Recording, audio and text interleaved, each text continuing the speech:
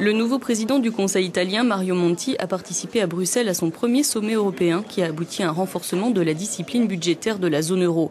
Mario Monti a tenté jusqu'au bout de trouver un accord à 27 en jouant un rôle de médiateur entre la Grande-Bretagne et les autres pays de l'Union. Nous l'avons rencontré à l'issue de ce sommet décisif. Monsieur le Président, que pensez-vous de cet accord du Conseil européen? Sera-t-il suffisant pour sauver l'euro?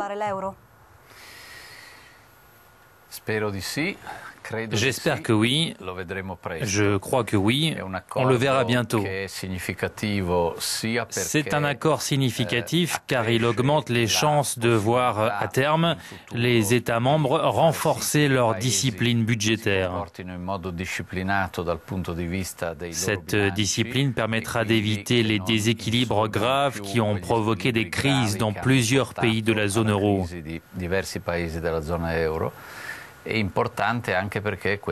Par ailleurs, au cours de ce sommet, nous avons mis en place un certain nombre d'instruments et de fonds qui vont permettre d'affronter les difficultés de n'importe quel pays membre et d'éviter que d'autres pays soient victimes de l'effet de contagion, de l'effet d'incendie. C'est de là que vient l'expression firewall, barrière contre le feu, que nous utilisons. L'accord intergouvernemental conclu à Bruxelles inaugure une Europe à deux vitesses. Quel est votre sentiment sur ce point ?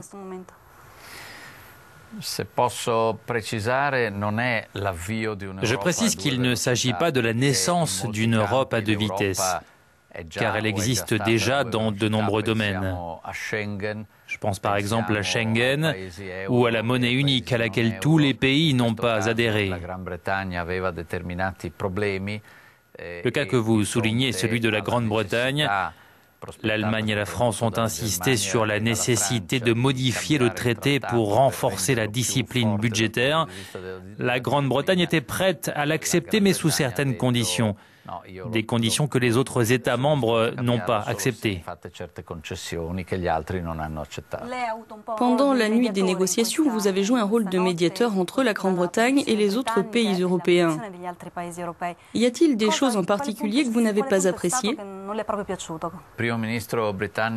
Le Premier ministre britannique David Cameron réclamait des garanties pour mettre la City et son pays à l'abri d'éventuelles nouvelles réglementations financières européennes.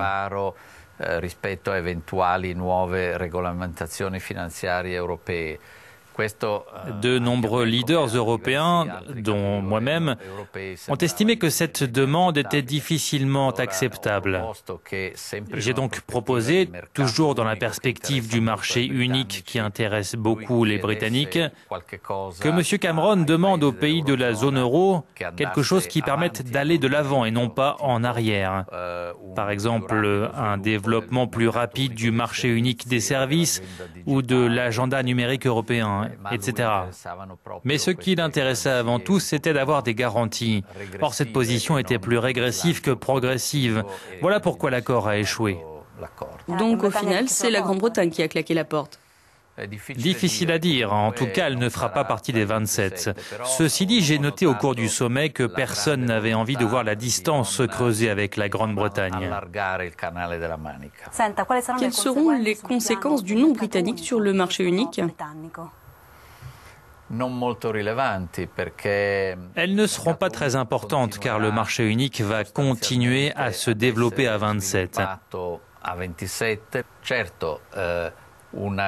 C'est sûr que si la Grande-Bretagne était au cœur de la zone euro avec l'Allemagne, la France et l'Italie, ou même sans être dans la zone euro, si elle ne s'était pas isolée avec un certain dédain, elle serait plus importante, elle aurait plus d'influence.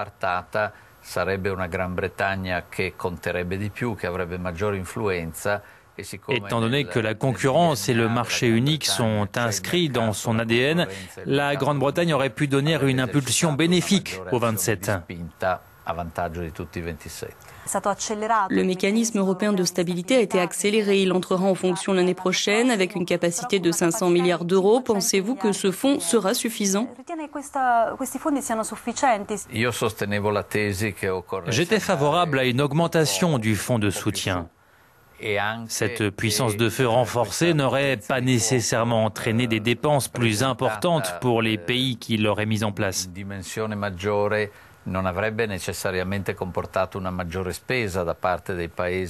L'augmentation de ce fonds aurait en effet pu suffire pour bloquer les tensions des marchés, et donc elle n'aurait pas représenté une vraie dépense.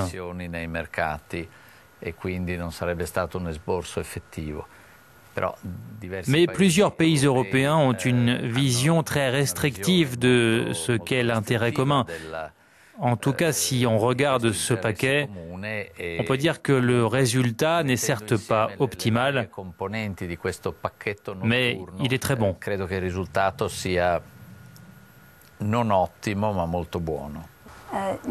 Les eurobonds sont-ils toujours tabous en Europe ou le sont-ils seulement en Allemagne ?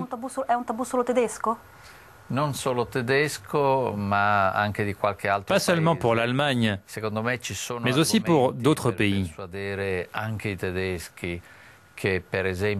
À mon sens, nous avons les arguments pour convaincre les Allemands qu'il vaut mieux, dans le cas d'une mutualisation, que cela se fasse via l'émission délibérée d'un quota de titres de la dette publique,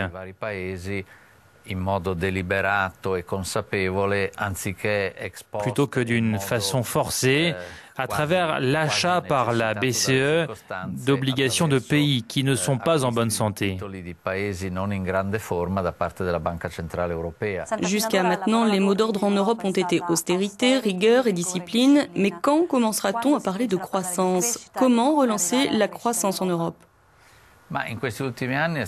Ces dernières années, on a parlé de rigueur et de discipline, car au cours des précédentes décennies, avant que l'Europe n'intervienne en tant que conscience critique, le mot d'ordre était « recherche du développement à tout prix », même au risque de provoquer l'inflation ou le déficit public.